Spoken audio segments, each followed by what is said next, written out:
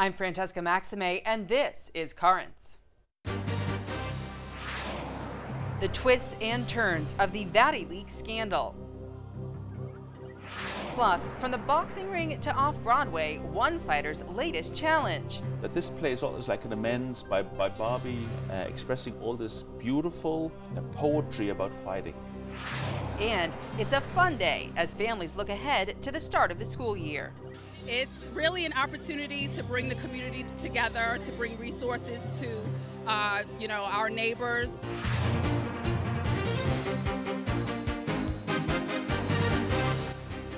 Well, good evening, and thank you so much for joining us tonight. Liz Fabulous has the night off. Well, it is a story with many angles, and despite the fact that the recent focus has been on the Pope's butler, the Vatileaks scandal actually first broke back in January. Rome Reports brings us up to date on everything that has happened. The scandal known as Vatileaks that shook the hierarchy of the Catholic Church has been a long story with many details. Here is a look back at how it all started and where the case stands now. On January 25th, the Italian television program known as The Untouchables first revealed the letters written by the Vatican official Monsignor Carlo Maria Vigano, in which he complained to the Pope that many of the construction and work projects paid by the Holy See were being charged much more than a normal price. He was right, but his complaints upset many inside the Roman Curia. In response, the Pope decided to send Vigano to the United States as a nuncio. Afterward, in another letter, he asked the Pope that his new position not be seen as a retaliation. He then named some of those who opposed his management of the Vatican State. The next day, on January 26th, the Vatican spokesperson Federico Lombardi made a statement expressing his bitterness over the release of classified documents and left open the possibility of legal action. Then, 21 days later, on February 14th, was when Father Lombardi first referred to the scandal as Vatileaks. The following days were filled with confusion and silence from the Vatican. Then, on April 24th, Benedict XVI formally created an investigative committee that included Cardinals Harans, Tomko, and De Giorgi. They were put in charge of finding out exactly where these leaks came from and who was involved. On May 19th, there was a second round of leaked documents with the release of the book The Secret Papers of Benedict XVI.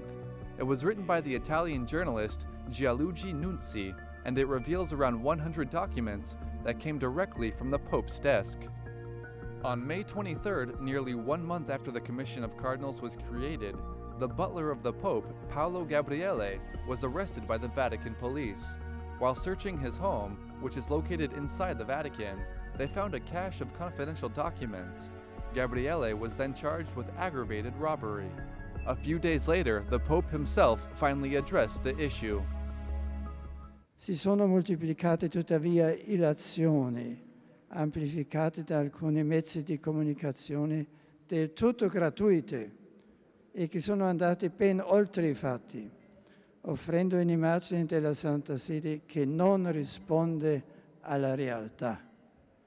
Desidero per questo rinnovare la mia fiducia e il mio incoraggiamento ai miei più stretti collaboratori e a tutti coloro che quotidianamente, con fedeltà, spirito di sacrificio e nel silenzio, mi aiutano nell'adempimento del mio ministero. Many observers believe Vatileaks was meant to discredit the Secretary of State, Cardinal Tarcisio Bertone. It was followed by many public calls for his resignation. But then on July 4th, the Pope wrote a letter expressing his full confidence in Bertone. Between June 5th and July 21st, the butler was interrogated a total of 3 times. Gabriele was held in a Vatican jail cell up until July 21st, before being released under house arrest. 3 days later, on July 24th, Gabriele's lawyers said he had sent a letter to the Pope asking forgiveness and saying he had acted alone with no outside pressure. On July 26th, the Commission of Cardinals, along with the prosecutor and judge in the case, traveled to the Pope's vacation home in Castel Gandolfo. There, they met with Benedict XVI to discuss the results of the investigation. They will soon move forward with their decision, and if convicted, Gabriele could face up to 6 years in an Italian prison. Well, last week, the lawyer for Paolo Gabriele says an acquittal is not likely. Well, stay tuned. There's more current straight ahead. The church responds to the shooting at a Sikh temple in Wisconsin. We'll have that and the rest of the day's headlines next.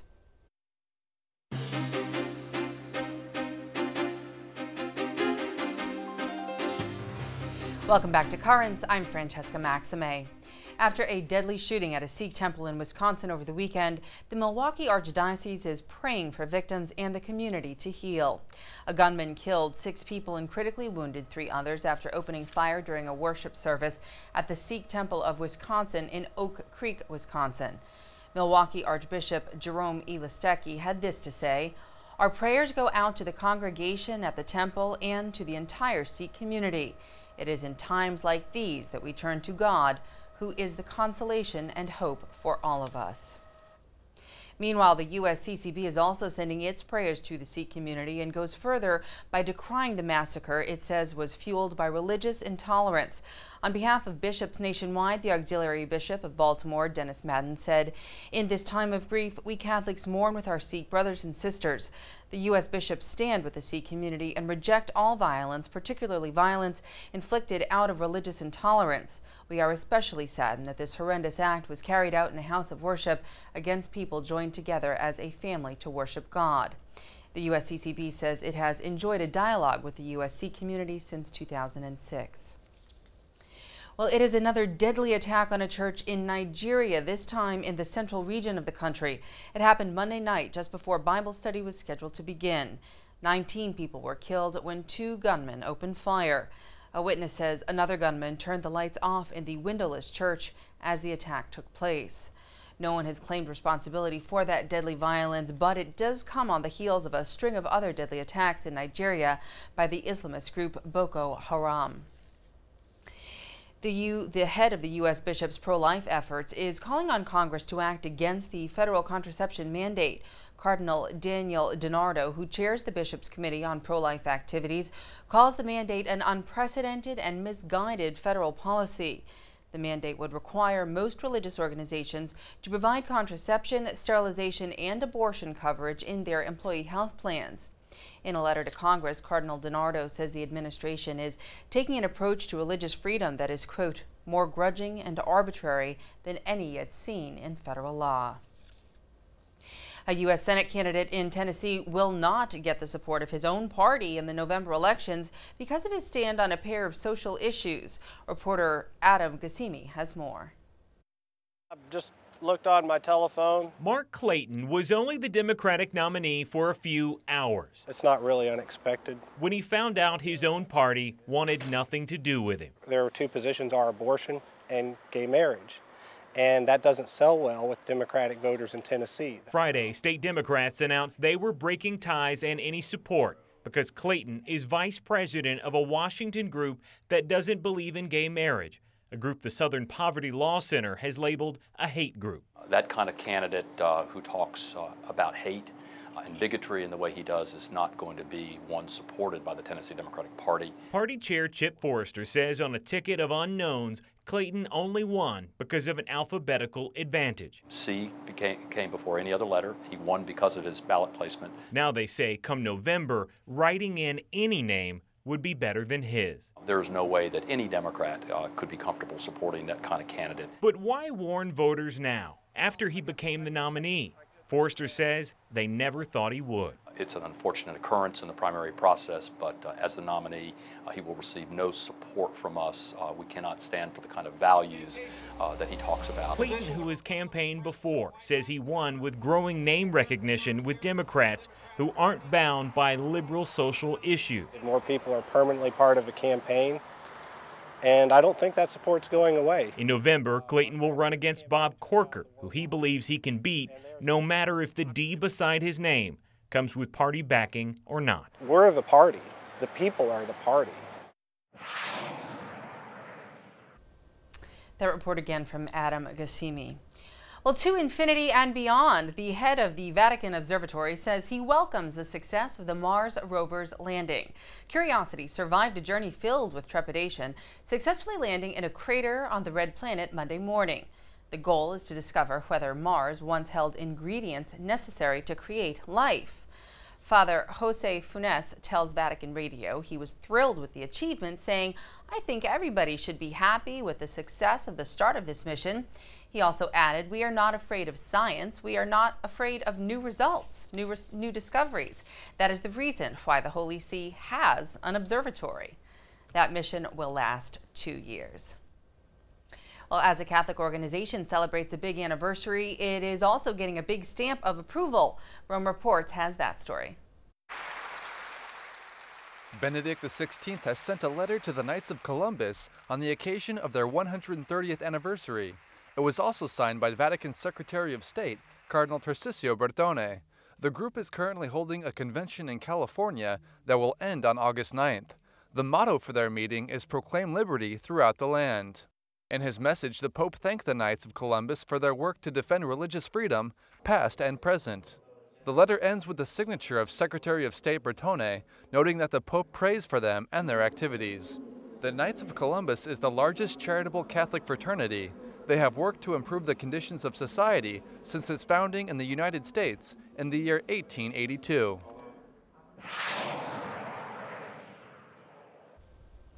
Archbishop William Lori, the Supreme Chaplain of the Knights, tells Catholic News Agency that the letter from Pope Benedict not only confirms what the Knights have been doing, but also lends encouragement to the bishop's efforts and religious freedom. And Pope Benedict has put the finishing touches on his third and final volume of the life and teachings of Jesus. The Vatican says a publication date will be set once the work has been translated into several languages. The third volume of the Jesus of Nazareth trilogy focuses on Christ's childhood. The first volume looked at Jesus' adult life and public ministry, while the second volume focused on the last week of his life. Well, stay tuned. There's much more currents straight ahead. Coming up, a boxer steps out of the ring and onto the stage. But Bobby wrote this beautiful play about his dad. And really it's an amends. I can see now with my dad also, who was a big influence in my life and my boxing career.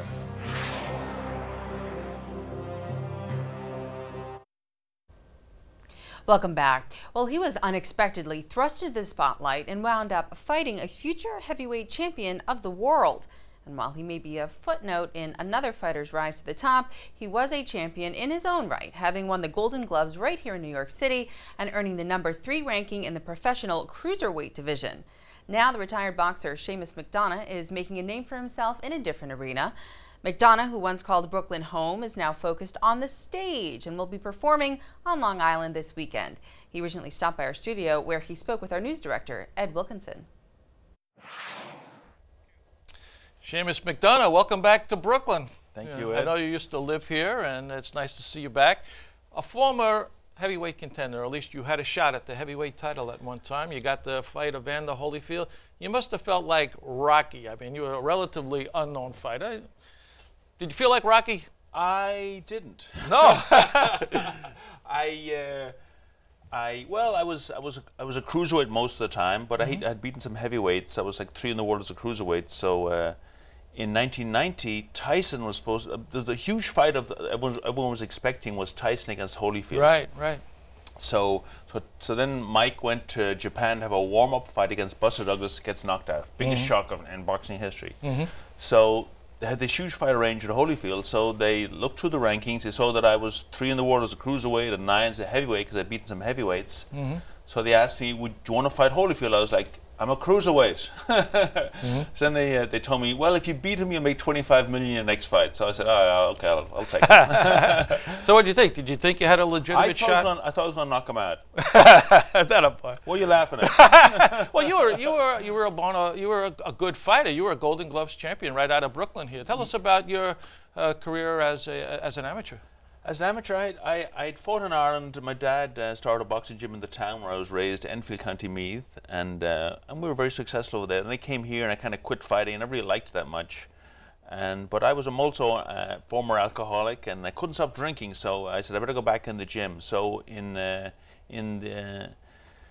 In '84, I had a rough year, and I said I better go back in the gym. So I went back quit drinking for a while. I went back in the gym and won the gloves in '85, all knockouts. And same year as Riddick Bowe and Michael Bent and a bunch of guys, Junior Jones, Mark Brill and Junior Jones, all won the gloves the same year. And then I just started St. John's University, so they asked me, I actually had, this is the reason I turned pro, I had no money to pay for my second semester at St. John's.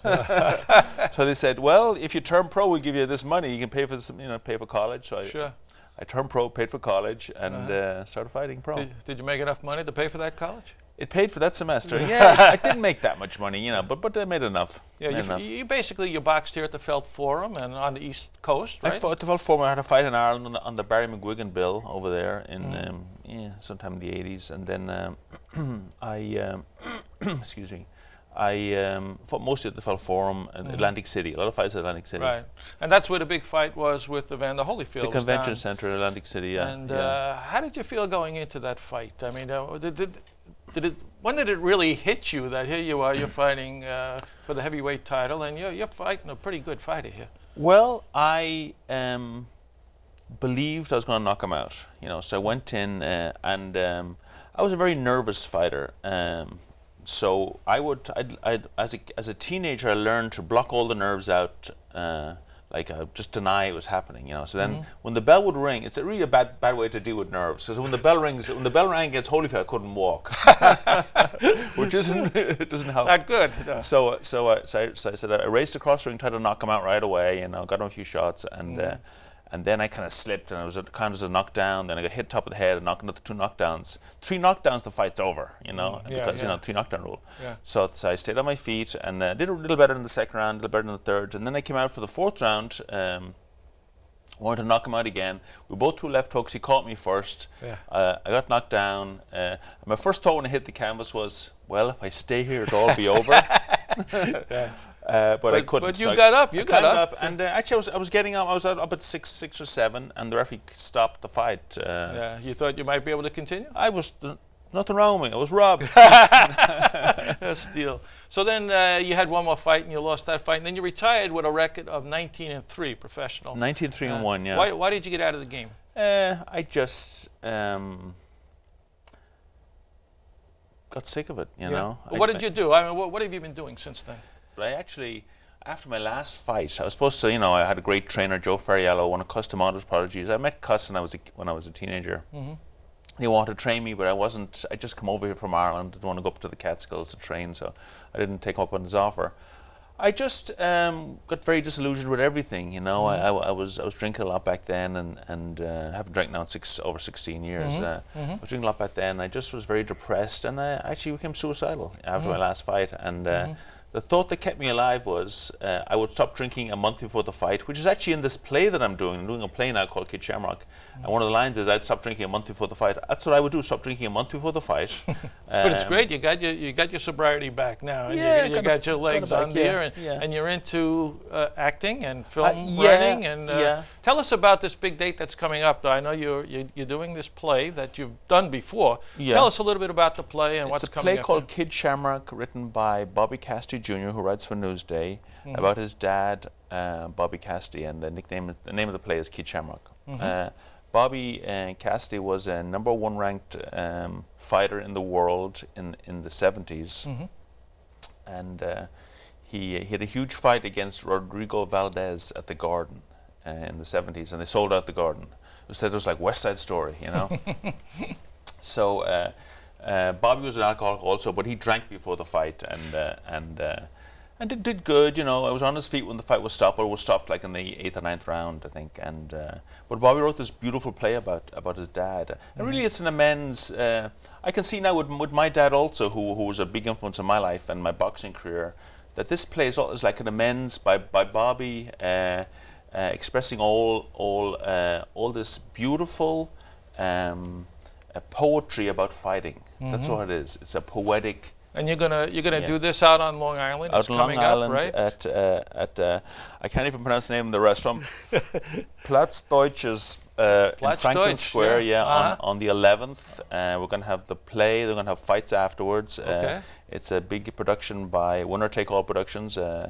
Bobby's involved. Yeah, yeah. Great. Well, we hope everybody will go see it. Well, And, thank you. Yeah. Best to you. Good to see you. You're in good shape. Yes. And great to have you here in Brooklyn. So Well, thanks for very coming much. by today. Thank you, Ed. Okay. Thank you. All right, well, stay tuned. There's much more currents right after the break. When we return, it's a great day for a fun day. It was fun. Get out of the sun, just come over here and have fun. When you come in here, you're just helping out the community and stuff. It feels good. It feels all right.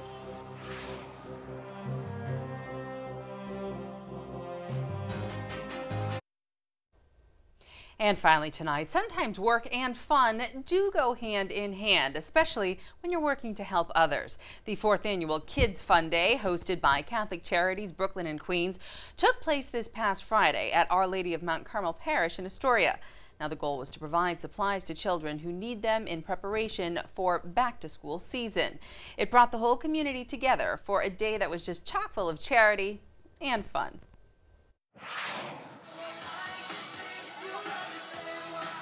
Well, this is our 4th annual back-to-school event, Kids Fun Day, here at the Queens Community Center in Astoria. It's really an opportunity to bring the community together, to bring resources to our neighbors, some who may be struggling, who may have a hard time bringing school supplies to their children. We want to work as closely as possible in collaboration with all diocesan entities, most especially Catholic Charities, to serve the real human needs while we're serving the real spiritual needs of people, because everything is of a single piece. This is one of the most outstanding and fun events of the year, and it's mostly our people, I think, that are here attending, so it's a great day for the community. The most fun I had was when we were dancing in Radio Disney. But it was funny because it was everyone was like clapping and everyone was moving each other. Today we lucked out. It's beautiful weather, a little warm, but we're giving out water bottles along with fresh produce, apples, oranges. We're giving out school supplies along with a lot of other giveaways, such as Steinway Dental is here giving out toothbrushes, and fire department is here with fire safety. For the adults, there's blood pressure screening. We also have the Coalition for Transportation Safety here, and they're fitting children with bike helmets and teaching them a little bit about bike safety, so that's also important. I've been to Radio Disney. I went to see Sandy the Seagull. I've been around just looking at the Boy Scout things and everything. Kind of a blast. It was fun. Get out of the sun, just come over here and have fun. When you come in here, you're just helping out the community and stuff. It feels good. It feels all right. I've been helping my mommy with the registration. I had a chance to walk around and see the stuff that they were doing, everybody else. And I was listening to the music, and I went to the bouncy house. The most fun thing I did was helping people out today.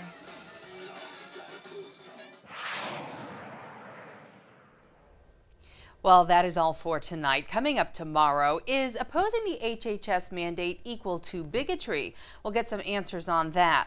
Until then, be sure to visit us online at currentsny.net. And for all of us here at Currents, I'm Francesca Maxime. I want to just say a very happy birthday to Father James Cunningham over at Holy Name right here in Windsor Terrace. Happy birthday to you. We also leave you tonight with more from Catholic Charities Kids Fun Day in Astoria. Thanks for watching and have a good night.